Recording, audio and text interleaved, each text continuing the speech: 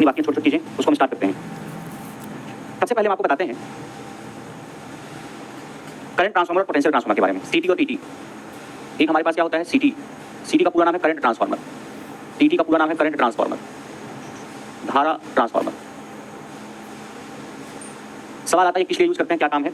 Transmission line में current नापनी होती है, उसको नापने के लिए सीटी का इस्तेमाल करते हैं। क्या नापने के लिए, करंट नापने के लिए। बहुत उच्च धारा जब नापनी होती है, हाई करंट।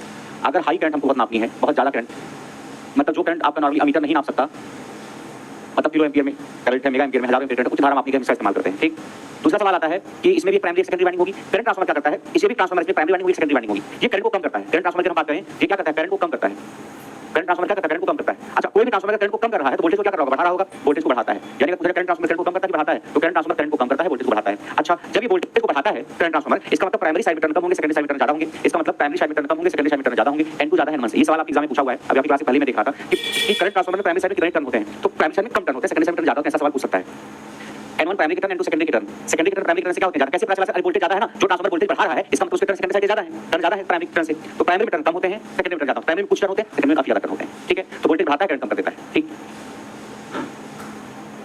अब दूसरा सवाल आता है कि current transformer step up transformer, step down transformer है। कोई भी ट्रांसफार्मर स्टेप अप होता है, स्टेप डाउन होता है, हम उसके वोल्टेज को देख के बताते हैं। अगर कोई वोल्टेज को कम कर रहा है तो स्टेप डाउन, वोल्टेज को बढ़ा रहा है तो स्टेप अप। ये वोल्टेज को क्या कर रहा है, बढ़ा रहा है, वोल्टेज को बढ़ा रहा है तो step up transformer, step up, ऊंचाई, ऊंचाई, ऊंचाई ट्रांसफार्मर, ऊंचाई, ऊंचाई, स्टेप अप ट्रांसफार्मर। ठीक है, स्टेप अप ट्रांसफार्मर है, सेकेंडरी में टर्न यानी ज्यादा होते हैं, वोल्टेज बढ़ाता है, करंट को हाई करंट नापने के लिए इस्तेमाल करते हैं इसको। ठीक है। दूसरा सवाल आता है पोटेंशियल ट्रांसफार्मर के ऊपर। एक होता है पोटेंशियल ट्रांसफार्मर।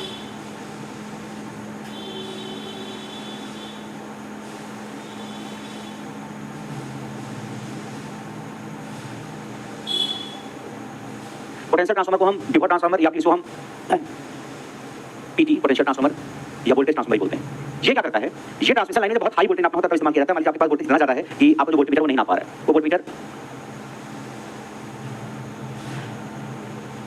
जो पोटेंशियल ट्रांसफार्मर होता है, ये बहुत ज्यादा वोल्टेज नापने के लिए इस्तेमाल करता है। मान लीजिए आपके पास वोल्टमीटर जो वोल्टेज नापता है, लेकिन आपका वोल्टेज इतना ज्यादा है कि वोल्टमीटर की क्षमता से बाहर है। तो अगर बहुत ज्यादा वोल्टेज नापना है, जैसे ट्रांसमिशन लाइन का 11000 वोल्ट, 132 केवी, 400 केवी, 765 केवी, इतना केवी वोल्टेज सामान्य वोल्टमीटर से नाप पाओगे नहीं नाप पाओगे। उसके किसका इस्तेमाल करना पड़ेगा, पोटेंशियल ट्रांसफार्मर का। ये क्या नापता है, मेजर्स वेरी हाई वोल्टेज,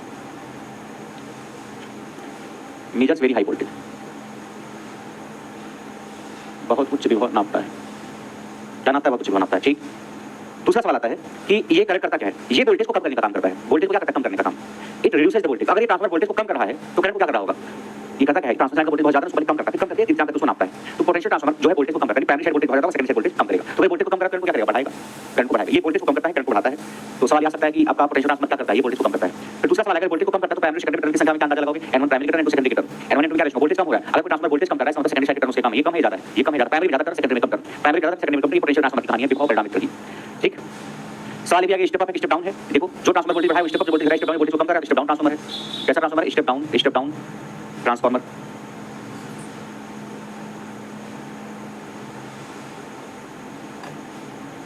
ठीक। स्टेप डाउन टर्न कितने कम ज्यादा होते हैं, वोल्टेज करंट आपको बता दिया मैंने, सीटी और पीटी। ठीक है, करंट ट्रांसफार्मर, पोटेंशियल ट्रांसफार्मर। एक और सवाल आता है करंट ट्रांसफार्मर में कि करंट ट्रांसफार्मर की जो सेकेंडरी साइड होती है उसको कभी भी गलती से हम ओपन नहीं करते, बल्कि सेकेंडरी को क्या करते हैं, शॉर्ट सर्किट करके रखते हैं। सीटी जो है करंट ट्रांसफार्मर, इसकी सेकेंडरी को ओपन कभी नहीं रखते, गलती से भी नहीं रखते हैं। Secondary side of TT is never opened.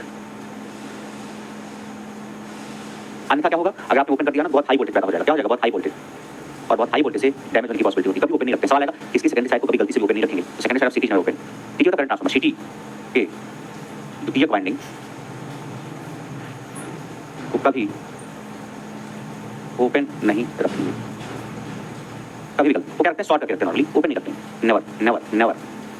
जैसे सेकेंडरी वाइंडिंग है ये, मान लीजिए ये ट्रांसफार्मर है ऐसा, मान लीजिए वैसे सीटी की कहानी नॉर्मल ट्रांसफार्मर चला होते हैं, डायग्राम दिखाएंगे तो आपको अजीब लगे। मान लीजिए सेकेंडरी है, मान लीजिए, तो कभी गलती से ओपन मत करना, इसे लोड नहीं लगाया ना, मत करना ऐसा। क्यों सर, अगर ऐसा करोगे ना ओपन रखोगे, इसके बहुत हाई वोल्टेज पैदा हो जाता है, और हाई वोल्टेज से ना इंस्यूलेशन खराब हो जाएगा इसका। तो मतलब फिर क्या करेंगे, शॉर्ट करते, शॉर्ट कैसे करते हैं, इसके बीच में शॉर्ट करने के लिए अमीटर लगा देते हैं, अमीटर से शॉर्ट कर देते हैं, मतलब शॉर्ट करके ओपन नहीं करते हैं बस। सवाल है किसकी सेकेंडरी को कभी ओपन नहीं करते हैं, करंट ट्रांसफार्मर सेकेंडरी को ओपन नहीं करते हैं। तो सीटी और पीटी का काम आपका हुआ। सीटी और पीटी दोनों को हम हाई वोल्टेज हाई करंट नापने के लिए इस्तेमाल कर सकते हैं। सीटी को हम कल सीटी को हम सीटी से हम हाई करंट नापते हैं, पीटी पोटेंशियल ट्रांसफार्मर, ये पीटी है, पी से पोटेंशियल, टी से ट्रांसफार्मर, पोटेंशियल ट्रांसफार्मर से हम हाई वोल्टेज नापते हैं। ठीक। अरे बोलो जी,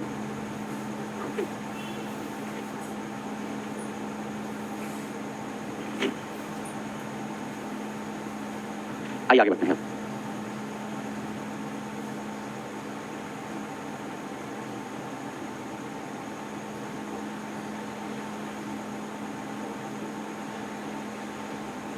रेंज एक्सटेंशन ऑफ पीएमसी। कहने का ये मतलब है जो हमारा पीएमसी टाइप उपकरण है, आपके बैच में वीडियो अपलोड हो चुकी है पीएमसी की, परमानेंट मैग्नेटिक मोबाइल की, आप देखना उसको, उसका नोट्स मैंने टेलीग्राम पे दे दिया। मैं आपको नोट्स भेजूंगा आपके टेलीग्राम पे, अगर हमने उसके आगे पीछे कुछ लिखा नहीं है, उसके नाम के आगे पीछे या उस पीडीएफ के आगे पीछे, इसका मतलब इलेक्ट्रिशियन और इलेक्ट्रॉनिक मैकेनिक दोनों के लिए है। और अगर हमने नाम में पीडीएफ किया उसके नीचे लिखा ओनली इलेक्ट्रिशियन, मतलब केवल इलेक्ट्रिशियन ट्रेड के लिए, केवल लिखा है ओनली इलेक्ट्रॉनिक मैकेनिक, ओनली मतलब केवल, ओनली इलेक्ट्रॉनिक मतलब इलेक्ट्रॉनिक मैकेनिक पढ़ना, और लिखा है इलेक्ट्रिशियन और इलेक्ट्रॉनिक मैकेनिक बोथ, इसका मतलब दोनों को पढ़ना है। ठीक है, तो आपको ऐसा कंफ्यूजन नहीं होना चाहिए। अगर कुछ भी नहीं लिखा है इसका मतलब दोनों को पढ़ा, कितना भेजा नॉर्मली दोनों का वही था, दोनों लिखा नहीं बोथ, बट अब मैं जो भेजूंगा आपको भेजा है वहां बोथ लिखा होगा ताकि आपको कंफ्यूजन हो। ठीक है, हम पीएमसी आपने पढ़ लिया है, नहीं पढ़ा तो भी कोई बात नहीं, उससे इस क्लास को कोई खास लेना देना नहीं है। मैं बस ये बताना चाहता हूं कि आप पीएमसी को एज वोल्टमीटर इस्तेमाल कर सकते हैं वोल्टेज नापने के लिए, पीएमसी को हम एज मीटर इस्तेमाल कर सकते हैं करंट नापने के लिए। ठीक है, पीएमसी को हम एज वोल्टमीटर इस्तेमाल करते हैं करंट नापने के, वोल्टेज नापने के लिए एज वोल्टमीटर इस्तेमाल करते हैं, करंट नापने के लिए एज मीटर इस्तेमाल करते हैं। पावर हम नहीं नापते पीएमसी से।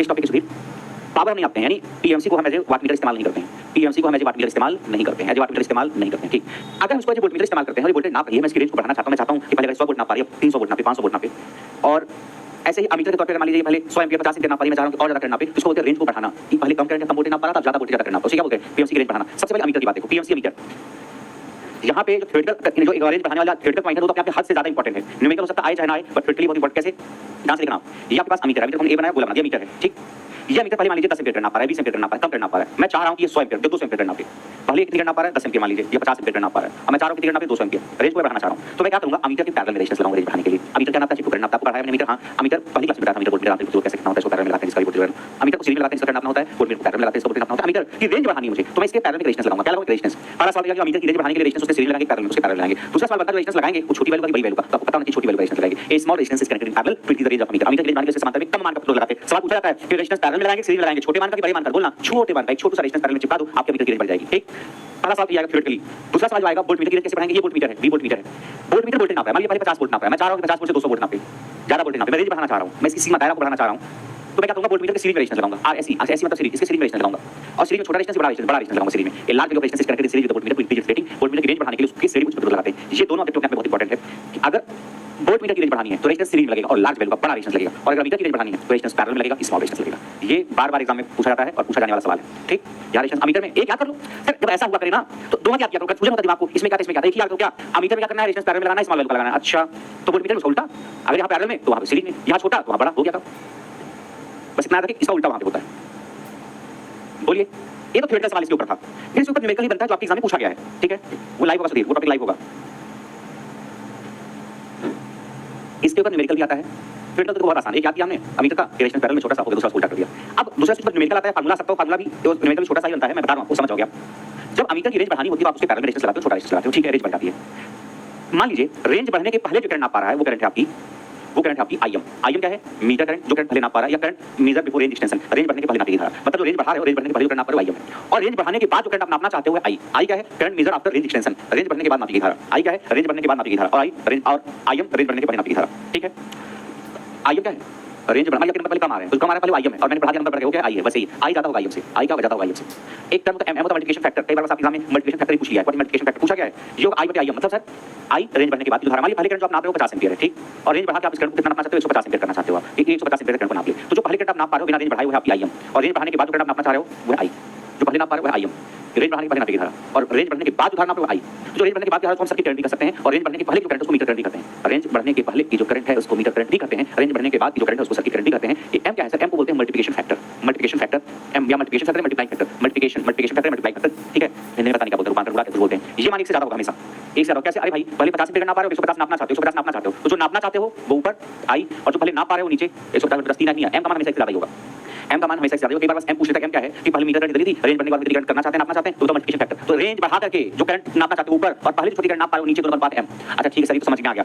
फार्मूला कौन सा लगाएंगे, वो फार्मूला आपका ये RSH बराबर Rm बटे -1, RSH बराबर Rm बटे -1, मतलब Rm क्या है, ये इस अमीटर का इंटरनल रेजिस्टेंस है, मीटर रेजिस्टेंस, Rm क्या है, मीटर रेजिस्टेंस, मीटर प्रतिरोध, मतलब हम इस अमीटर को ही मीटर बोल रहे हैं, अमीटर का रेजिस्टेंस या internal resistance of ammeter, ammeter का आंतरिक प्रतिरोध या अमीटर का प्रतिरोध Rm। और RSH क्या है, RSH जो रेजिस्टेंस ऑफ पैरेलल में लगाना चाहते हो रेंज बढ़ाने के बाद, जो रेजिस्टेंस ऑफ पैरेलल में लगाना चाहते हो रेंज बढ़ाने के लिए, रेंज बढ़ाने के लिए पैरेलल जो रेजिस्टेंस लगाना चाहते हो RSH, और Rm जिसका आंतरिक प्रतिरोध पहले से, तो फार्मूला क्या है, RSH बराबर Rm बटे -1, RSH बराबर Rm बटे -1, Rm क्या है, इसका आंतरिक प्रतिरोध, RSH जो रेजिस्टेंस लगाए हो समांतर में छोटी वैल्यू का रेंज बढ़ाने के लिए ज्यादा करंट नाप पाए, M क्या है, M मल्टीप्लिकेशन फैक्टर I बटे IM, I जो करंट रेंज बढ़ाने के बाद नापना चाहते हैं, IM जो पहले से नाप पा रहे हैं, IM जो छोटी मीटर करंट है, I जो रेंज बढ़ने के बाद, ये फार्मूला हो गया। इस पे सवाल करते हैं, आपको समझ में आएगा।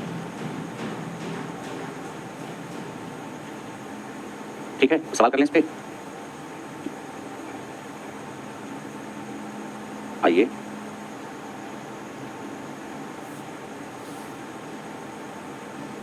ये सवाल कितनी बार एग्जाम में पूछा गया है, आप देख पा रहे हो, बस आप नहीं दिख रहा, मैं पढ़ दे रहा हूं, मतलब हद है कितने एग्जाम में पूछा गया है। Nuclear power corporation of India से लेकर बीएसएनएल से लेकर जेई से लेकर फिर इंडियन ऑर्डिनेंस फैक्ट्री से लेकर के यूपीआर से लेकर आरआरबी झारखंड से लेकर हर एग्जाम पूछा है। रेलवे सीनियर सेक्शन इंजीनियर से लेकर के, मतलब ये सवाल छपा हुआ है। अब अगर जगह होती तो एक ही पेपर एग्जाम का नाम ही लिख देता, ये एग्जाम तक सैकड़ों बार पूछा गया है। अब जगह सारा वही सवाल कहां लिखेगा, फिर आपको इसी बात का एग्जाम में।